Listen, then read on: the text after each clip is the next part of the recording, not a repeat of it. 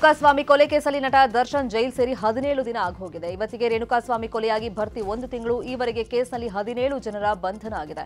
180ಕ್ಕೂ ಹೆಚ್ಚು ಸಾಕ್ಷಿಗಳನ್ನು ಪೊಲೀಸರು ಕಲೆ ಹಾಕಿದ್ದಾರೆ. ಕಳೆದ 17 ದಿನಗಳಿಂದ ಸ್ಟಾರ್ ನಟ ದರ್ಶನ್ ಸೆಂಟ್ರಲ್ ಜೈಲಲ್ಲಿದ್ದಾರೆ.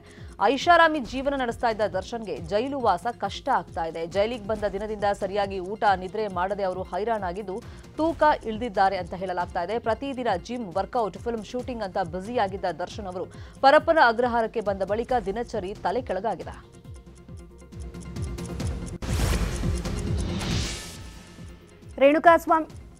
ರೇಣುಕಾಸ್ವಾಮಿ ಕೊಲೆ ಪ್ರಕರಣಕ್ಕೆ ದಿನಕ್ಕೊಂದು ಆಯಾಮ ಸಿಕ್ತಿದ್ದು, ಪ್ರಕರಣಕ್ಕೆ ಸಂಬಂಧಿಸಿದಂತೆ 10ಕ್ಕೂ ಹೆಚ್ಚು ಆರೋಪಿಗಳ ಫಿಂಗರ್ ಪ್ರಿಂಟ್ ಮ್ಯಾಚ್ ಆಗಿರುವ ವಿಚಾರ ಎಫ್ಎಸ್ಎಲ್ಗೆ ಪರೀಕ್ಷೆಯಲ್ಲಿ ಬಹಿರಂಗವಾಗಿದೆ. ಕೃತ್ಯ ನಡೆದಿದ್ದ ಹಲವೆಡೆ ಪೊಲೀಸರು ಫಿಂಗರ್ ಪ್ರಿಂಟ್ಗಳನ್ನು ಸಂಗ್ರಹ ಮಾಡಿದ್ರು.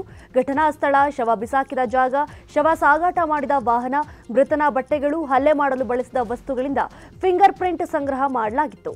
ಸದ್ಯ ಎಫ್ಎಸ್ಎಲ್ನಲ್ಲಿ 10ಕ್ಕೂ ಹೆಚ್ಚು ಮಂದಿ ಫಿಂಗರ್ ಪ್ರಿಂಟ್ ಇರುವ ಮಾಹಿತಿ ಬೆಳಕಿಗೆ ಬಂದಿದ್ದು, ಇದು ಪ್ರಮುಖ ಸಾಕ್ಷ್ಯವಾಗಲಿದೆ. ಇನ್ನು ರೇಣುಕಾಸ್ವಾಮಿ ಕೊಲೆ ಕೇಸಲ್ಲಿ ಪೊಲೀಸರು ಹಲವು ಸಾಕ್ಷ್ಯಗಳನ್ನು ಸಂಗ್ರಹ ಮಾಡಿದ್ದು, ಸಾಕ್ಷ್ಯಗಳ ಪರಿಶೀಲನೆಗಾಗಿ 2 ಎಫ್ಎಸ್ಎಲ್ಗಳಿಗೆ ಸಾಕ್ಷ್ಯಗಳನ್ನು ಪೊಲೀಸರು ರವಾನೆ ಮಾಡಿದ್ದಾರೆ. ಬೆಂಗಳೂರು ಮತ್ತು ಹೈದರಾಬಾದ್ ಎಫ್ಎಸ್ಎಲ್ಗೆ ಸಾಕ್ಷ್ಯಗಳ ಪರಿಶೀಲನೆಗೆ ಕಳಿಸಿದ್ದು, ಹೈದರಾಬಾದ್ನಲ್ಲಿ ಟೆಕ್ನಿಕಲ್ ಸಾಕ್ಷ್ಯಗಳ ಟೆಸ್ಟ್ ನಡೆಸ್ತಾ ಇದ್ದು, ಇತ್ತ ಬೆಂಗಳೂರಿನ ಎಫ್ಎಸ್ಎಲ್ನಲ್ಲಿ ರಕ್ತ, ಕೂದಲಿನ ಮಾದರಿ ಟೆಸ್ಟ್ ಮಾಡಲಾಗ್ತಾ ಇದೆ. ಇನ್ನು 2 ಎಫ್ಎಸ್ಎಲ್ಗಳಿಂದ ರಿಪೋರ್ಟ್ಗಾಗಿ ಪೊಲೀಸರು ಕಾಯ್ತಾ ಇದ್ದಾರೆ. ಫಿಂಗರ್ ಪ್ರಿಂಟ್ ರಿಪೋರ್ಟ್ ಮಾತ್ರ ಪೊಲೀಸರ ಕೈ ಸೇರಿದೆ.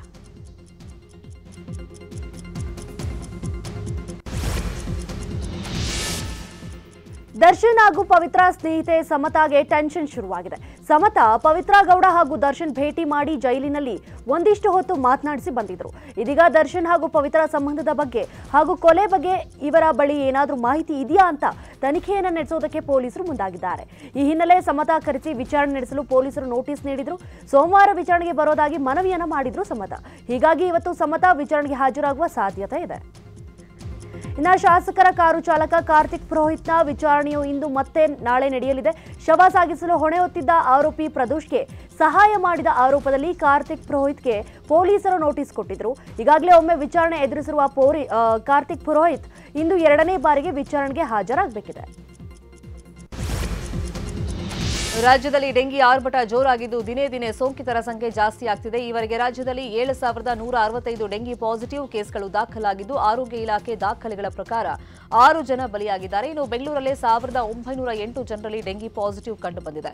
ಆರೋಗ್ಯ ಇಲಾಖೆ ನಾಗರಿಕರಿಗೆ ಹಲವು ಮಾರ್ಗದರ್ಶನ ಕೊಟ್ಟಿದೆ. ಕುಡಿಯೋ ನೀರು ಸರಬರಾಜು ಟ್ಯಾಂಕ್ಗಳು, ತೆರೆದ ತೊಟ್ಟಿಗಳು ಮತ್ತು ಸಾರ್ವಜನಿಕ ಶೌಚಾಲಯಗಳಲ್ಲಿ ನೀರು ಶೇಖರಣೆ ಮಾಡುವ ತೊಟ್ಟಿಗಳನ್ನು ವಾರಕ್ಕೊಮ್ಮೆ ಶುಚಿಗೊಳಿಸಲು ಕ್ರಮ ಕೈಗೊಳ್ಳಬೇಕು ಅಂತ ಹೇಳಿ ಸೂಚನೆಯನ್ನು ನೀಡಲಾಗಿದೆ.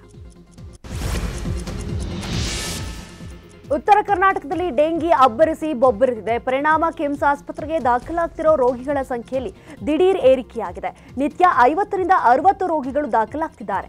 ಡೆಂಗಿ ಅಂಕಿ ಸಂಖ್ಯೆ ಆತಂಕಕ್ಕೆ ಕಾರಣವಾಗಿದೆ. ಕಿಮ್ಸ್ ಆಸ್ಪತ್ರೆಯಲ್ಲಿ ಸದ್ಯ ಮಕ್ಕಳ ವಿಭಾಗದಲ್ಲಿ 33 ಮಕ್ಕಳಿಗೆ ಹಾಗೂ ಮೆಡಿಸಿನ್ ವಿಭಾಗದಲ್ಲಿ 45 ರೋಗಿಗಳಿಗೆ ಚಿಕಿತ್ಸೆಯನ್ನು ಕೊಡಲಾಗ್ತಿದೆ. ಐಸಿಯುನಲ್ಲಿಯೂ ಕೆಲವರಿಗೆ ಚಿಕಿತ್ಸೆ ಕೊಡಲಾಗ್ತಿದೆ. ಮಕ್ಕಳ ವಿಭಾಗದಲ್ಲಿ ಇದುವರೆಗೆ 4 ಸಾವುಗಳು ಸಂಭವಿಸಿದೆ. ಮೆಡಿಸಿನ್ ವಿಭಾಗದಲ್ಲಿ ಯಾವುದೇ ಸಾವು ಸಂಭವಿಸಿಲ್ಲ ಅಂತ ಕಿಮ್ಸ್ ನಿರ್ದೇಶಕ ಎಸ್.ಎಫ್. ಕಮ್ಮಾರ ನ್ಯೂಸ್ 18ಗೆ ಮಾಹಿತಿಯನ್ನು ಕೊಟ್ಟಿದ್ದಾರೆ. ಈಗ ನಮ್ಮ ಕಿಮ್ಸ್ ಸಂಸ್ಥೆಯಲ್ಲಿ ಪೀಡಿಯಾಟ್ರಿಕ್ ವಿಭಾಗದಲ್ಲಿ 33 ಮತ್ತು ಇನ್ನೇ 45 ಪೇಷಂಟ್ ಮೆಡಿಸಿನ್ ವಾರ್ಡ್ನಲ್ಲಿ ಡೆಂಗ್ಯೂ ಲ್ಯಾಕ್ ಇಲ್ನೆಸ್ ಪೇಷಂಟು ಅವು ಒಂದು 50ರಿಂದ 60 ಡೈಲಿ ಅಡ್ಮಿಟ್ ಆಗ್ತಾ ಇದ್ದಾವೆ. ಮತ್ತು ಇವೆಲ್ಲನೂ ಟ್ರೀಟ್ಮೆಂಟ್ ಮಾಡಲಿಕ್ಕೆ ನಮ್ಮ ವೈದ್ಯರ ತಂಡ 24/7 ನಾವು ಕೆಲಸ ಮಾಡ್ತಾ ಇದ್ದೇವೆ. ಸದ್ಯದ ಮಟ್ಟಿಗೆ ಹೇಳಬೇಕಂದ್ರೆ ಮೆಡಿಸಿನ್ ವಿಭಾಗದಿಂದ ಯಾವುದೂ ಡೆತ್ ಆಗಿಲ್ಲ. ಪೀಡಿಯಾಟ್ರಿಕ್ ವಿಭಾಗದಲ್ಲಿ 4 ಆಗಿದ್ದಾವೆ. ಅವು ಹೊರ ಜಿಲ್ಲೆಯಿಂದ ಬಂದಂಥ ರೋಗಿಗಳು. ಇಲ್ಲಿವರೆಗೆ ಅಂದರೆ ಏಪ್ರಿಲ್ ತಿಂಗಳಿಂದ 534 ನಾವು ಸ್ಯಾಂಪಲ್ ತೊಗೊಂಡಾಗ IgM ಆ್ಯಂಟಿಬಾಡೀಸ್ಗೆ 147 ಪಾಸಿಟಿವ್ ಬಂದಿದ್ದಾವೆ. ಮತ್ತು NS1 ಟೆಸ್ಟ್ನಲ್ಲಿ 705 ಸ್ಯಾಂಪಲ್ ತೊಗೊಂಡಾಗ 196 ಪಾಸಿಟಿವ್ ಬಂದವು.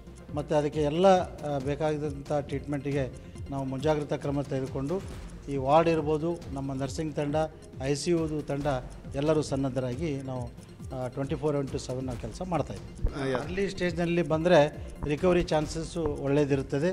ಆದಷ್ಟು ನಮ್ಮಲ್ಲಿ ಬಂದಂಥ ಪೇಷಂಟ್ಗಳಿಗೆ ಸರಿಯಾದ ಟ್ರೀಟ್ಮೆಂಟು ಮತ್ತು ಟೆಸ್ಟನ್ನು ಮಾಡಿ ಅವರಿಗೆ ನಾವು 99% ಅಂದರೆ ರಾಜ್ಯದಲ್ಲಿ ಡೆಂಗಿ ಪ್ರಕರಣಗಳು ಹೆಚ್ಚಾಗಿದ್ದು ಈ ಬಗ್ಗೆ ತುಮಕೂರಲ್ಲಿ ಜಿಲ್ಲಾ ಉಸ್ತುವಾರಿ ಹಾಗೆ ಗೃಹ ಸಚಿವ ಡಾಕ್ಟರ್ ಜಿ ಪರಮೇಶ್ವರ್ ಮಾತನಾಡಿದ್ದಾರೆ. ಕಳೆದ 10 ವರ್ಷದ ಅಂಕಿಅಂಶದ ಪ್ರಕಾರ ಜಿಲ್ಲೆಯಲ್ಲಿ ಡೆಂಗಿ ಪ್ರಕರಣಗಳ ಸಂಖ್ಯೆ ಹೆಚ್ಚಾಗಿದೆ. ಈ ಬಾರಿ 300ಕ್ಕೂ ಹೆಚ್ಚು ಕೇಸ್ ವರದಿಯಾಗಿದೆ. ಪ್ರಕರಣಗಳ ಸಂಖ್ಯೆ ಇನ್ನೂ ಹೆಚ್ಚಾಗಬಹುದು ಅಂತ ಹೇಳಿದ್ದಾರೆ. ಎಲ್ಲಾ ತಾಲೂಕು ಆಸ್ಪತ್ರೆಗಳಲ್ಲಿ ಟೆಸ್ಟಿಂಗ್ ಮಾಡಲಾಗ್ತಾ ಇದೆ. ಜ್ವರ ಕಾಣಿಸಿಕೊಂಡ ತಕ್ಷಣ ಡೆಂಗಿ ಟೆಸ್ಟ್ ಮಾಡಿಸಿಕೊಳ್ಳುವಂತೆ ಮನವಿಯನ್ನು ಮಾಡಿಕೊಂಡಿದ್ದಾರೆ. ಇದೇ ವೇಳೆ ಖಾಸಗಿ ಆಸ್ಪತ್ರೆಗಳಲ್ಲಿ ಡೆಂಗಿ ಟೆಸ್ಟ್ಗೆ 300 ರೂಪಾಯಿಗಿಂತ ಹೆಚ್ಚು ಶುಲ್ಕ ಪಡ್ಕೊಂಡ್ರೆ ಕ್ರಮ ಕೈಗೊಳ್ಳಲಾಗುತ್ತೆ ಅಂತ ಹೇಳಿ ಎಚ್ಚರಿಕೆಯನ್ನು ಕೊಟ್ಟಿದ್ದಾರೆ. ಡೆಂಗ್ಯೂ ಕಾಯಿಲೆ ಏನಿದೆ ಇದು ಪ್ರತಿ ವರ್ಷ ರಾಜ್ಯದಲ್ಲಿ ಮತ್ತು ಬೇರೆ ಬೇರೆ ರಾಜ್ಯದಲ್ಲೂ ಕೂಡ ಹೆಚ್ಚಿನ ಸಂಖ್ಯೆಯಲ್ಲಿ ರಿಪೋರ್ಟ್ ಆಗೋದನ್ನು ನಾವು ನೋಡಿದೆವು. ನಮ್ಮ ರಾಜ್ಯದಲ್ಲೂ ಕೂಡ ಹೆಚ್ಚಿನ ಸಂಖ್ಯೆಯಲ್ಲಿ ಆಗಾಗ್ಗೆ ರಿಪೋರ್ಟ್ ಆಗ್ತಾ ಇರುತ್ತೆ.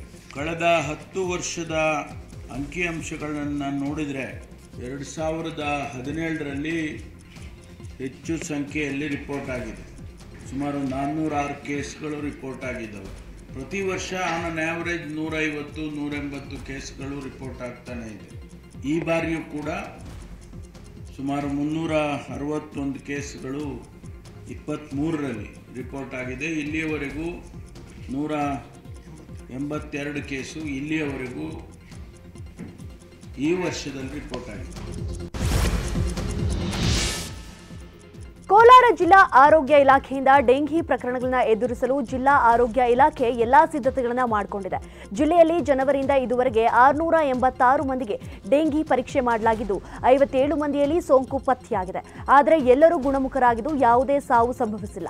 ಡೆಂಗಿ ಚಿಕಿತ್ಸೆಗಾಗಿ ಜಿಲ್ಲೆಯ ಎಲ್ಲಾ ತಾಲೂಕು ಆಸ್ಪತ್ರೆಯಲ್ಲಿ ತಲಾ 5 ಬೆಡ್ಗಳು ಹಾಗೂ ಕೋಲಾರ ಜಿಲ್ಲಾಸ್ಪತ್ರೆಯಲ್ಲಿ ಪ್ರತ್ಯೇಕವಾಗಿ 10 ಬೆಡ್ ವ್ಯವಸ್ಥೆ ಮಾಡಲಾಗಿದೆ. ಗರ್ಭಿಣಿ ಮಹಿಳೆಯರು ಸೋಂಕು ಹರಡದಂತೆ ಎಚ್ಚರ ವಹಿಸುವುದು ಬಹಳ ಮುಖ್ಯ. ಮುಂಜಾಗ್ರತಾ ಕ್ರಮಗಳನ್ನು ಪಾಲಿಸಬೇಕು ಅಂತ ಜಿಲ್ಲಾ ಆರೋಗ್ಯ ಅಧಿಕಾರಿ ಡಾಕ್ಟರ್ ಜಗದೀಶ್ ಸಲಹೆಯನ್ನು ಕೊಟ್ಟಿದ್ದಾರೆ. ಎಲ್ಲ ತಾಲೂಕು ಆಸ್ಪತ್ರೆಗಳಲ್ಲಿ 5 ಹಾಸಿಗೆಗಳನ್ನು ಹಾಗೂ ಜಿಲ್ಲಾ ಆಸ್ಪತ್ರೆಯಲ್ಲಿ 10 ಹಾಸಿಗೆಗಳನ್ನ ಡೆಂಗ್ಯೂ ಪೀಡಿತರಿಗೋಸ್ಕರ ನಾವು ರಿಸರ್ವ್ ಮಾಡಿಟ್ಟಿದ್ದೀವಿ. ಸೊ ಇಲ್ಲಿ ಡೆಂಗ್ಯೂ ಪೀಡಿತನ ಅಡ್ಮಿಟ್ ಮಾಡಿಕೊಂಡು ಚಿಕಿತ್ಸೆ ಕೊಡಲಿಕ್ಕೆ ಎಲ್ಲ ಸೇವೆ ಸೌಲಭ್ಯಗಳು ಮತ್ತು ಎಲ್ಲ ಔಷಧಿಗಳು ಲಭ್ಯ ಇದೆ. ಸಾಮಾನ್ಯವಾಗಿ ಇದು ಮನೆಯಲ್ಲೇ ಚಿಕಿತ್ಸೆ ಪಡೆಯುವಂಥ ಕಾಯಿಲೆ. ನಾನು ಏನು ಹೇಳಿದೆ, dengue haemorrhagic fever, dengue shock syndrome ಅಂತ ಇಂಥ ಕಾಂಪ್ಲಿಕೇಶನ್ಸ್ ಇರುವಂಥವ್ರು ಮಾತ್ರ ಅಡ್ಮಿಟ್ ಆಗಿ ಚಿಕಿತ್ಸೆನ ಪಡ್ಕೋಬೇಕಾಗಿರ್ತದೆ. ಸೊ ಇತ್ತೀಚಿನ ದಿನಗಳಲ್ಲಿ ಅಂದರೆ ಕಳೆದ ಜನವರಿಯಿಂದ ಇಲ್ಲಿವರೆಗೂ ನಮ್ಮಲ್ಲಿ 686 ಜನರಿಗೆ ನಾವು ಡೆಂಗ್ಯೂ ಪರೀಕ್ಷೆ ಮಾಡಿರ್ತೀವಿ. ಕೇವಲ 57 ಜನರಿಗೆ ಡೆಂಗ್ಯೂ ಪತ್ತೆ ಆಗಿರ್ತದೆ. ಎಲ್ಲರೂ ಡೆಂಗಿ ಕೇಸ್ಗಳು ಹೆಚ್ಚಾಗ್ತಾ ಇರೋದು ಸರ್ಕಾರಕ್ಕೆ ಟೆನ್ಷನ್ ಅನ್ನು ತಂದಿಟ್ಟಿದೆ. ಈ ಸಂಬಂಧ ಇವತ್ತು ಸಿಎಂ ಸಿದ್ದರಾಮಯ್ಯ ಎಲ್ಲ ಜಿಲ್ಲಾಧಿಕಾರಿಗಳು, ಸಿಇಒಗಳು ಮತ್ತು ಹಿರಿಯ ಅಧಿಕಾರಿಗಳ ಸಭೆಯನ್ನು ಕರೆದಿದ್ದಾರೆ. ಬೆಳಗ್ಗೆ 10 ಗಂಟೆಗೆ ವಿಧಾನಸೌಧದ ಸಮ್ಮೇಳನ ಸಭಾಂಗಣದಲ್ಲಿ ಸಭೆ ನಡೆಯಲಿದೆ. ಸಭೆಯಲ್ಲಿ ಡೆಂಗಿ ನಿಯಂತ್ರಣಕ್ಕೆ ಕೈಗೊಂಡಿರುವಂತಹ ಮುಂಜಾಗ್ರತಾ ಕ್ರಮಗಳು, ರಾಜ್ಯ ಕೇಂದ್ರ ಪುರಸ್ಕೃತ ಯೋಜನೆಗಳ ಅನುಷ್ಠಾನ, ಬರ, ನೆರೆ ಕುರಿತು ಪರಿಶೀಲನೆಯನ್ನು ನಡೆಸಲಿದ್ದಾರೆ.